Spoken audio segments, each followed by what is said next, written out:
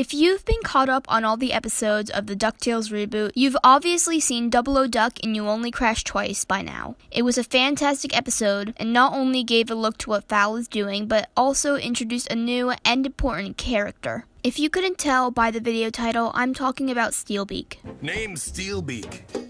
You boys enjoying your spy games? We are. Thank you for asking.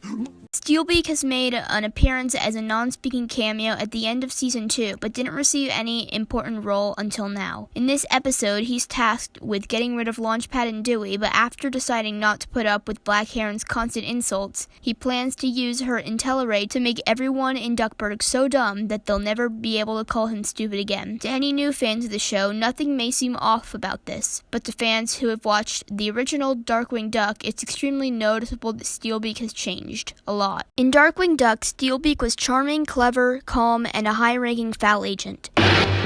So I says to myself, hey, what kind of an adventure is it if we don't invite the comedy relief?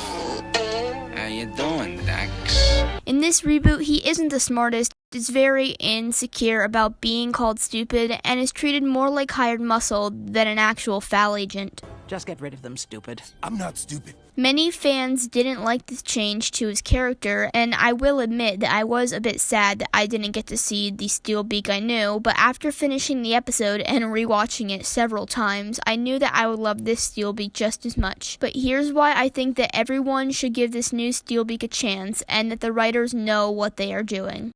The first thing to know is that this version of Steelbeak is young. He's new to FAL and is just starting out. According to Frank Angonis's, I'm so sorry if I didn't pronounce his name right, Frank Angonis's Tumblr, he was arrested for cockfighting before being broken out by Black Heron and given his steel beak. This means that he isn't an experienced villain yet, so of course he isn't going to be like the Steelbeak we knew from Darkwing Duck. Frank even said that we liked the idea of young Steelbeak just starting out at FAL, full of unearned confidence. This was great, especially as a counterpoint to Launchpad in this episode, who has zero confidence in his abilities. It was a lot of fun to pit a novice hero that doesn't believe he can be a spy with a novice Bond villain who thinks he's ready to be in charge even though he's not. And speaking of Launchpad, I thought it was great that they were a counterpoint to each other. I love seeing their interactions, and I hope that we get to see more.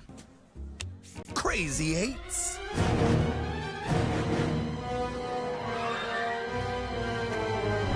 Checkmate.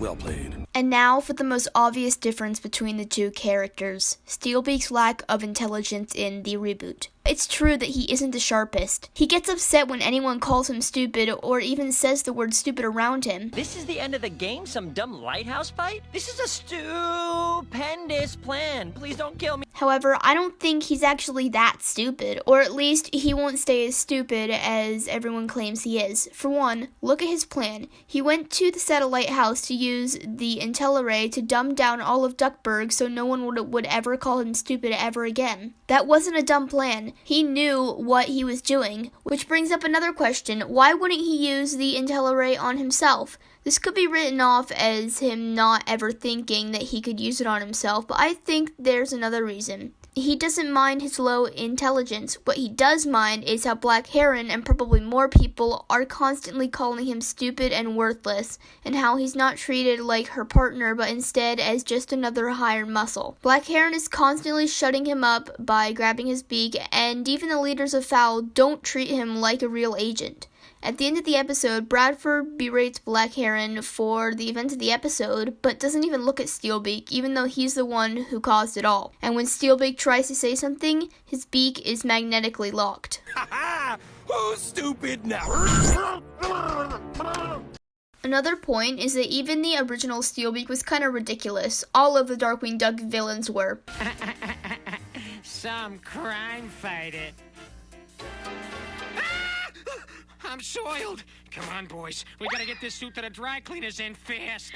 He came up with plans that sounded ridiculous, like using a weather machine to flood the desert, or hollowing out trees to hide missiles after scaring everyone away with a robot bear. Presto, changeo, bada boom, bada bing, and one high-powered intercontinental missile is now, ta-da, a harmless fir tree. Making Scrooge so hungry he would eat all the world's toys sounds like a plan the original Steelbeak would think up of too. The DuckTales 2017 crew didn't get new Steelbeak's character from nowhere. At his core, he's still Steelbeak. So to sum it up, the reboot Steelbeak isn't the same as the original, and that's fine. None of the DuckTales 2017 characters are. He's a younger and less experienced version of Steelbeak, but as the show goes on, that will change. By retaliating against Black Karen, stealing the IntelliRay, and coming up with a plan to use it, this shows that Steelbeak is capable of being a dangerous enemy. Frank puts it best, this isn't the last you will see of Steelbeak, as he gets more capable and more dangerous, and I can't wait to see it happen. Thanks for playing.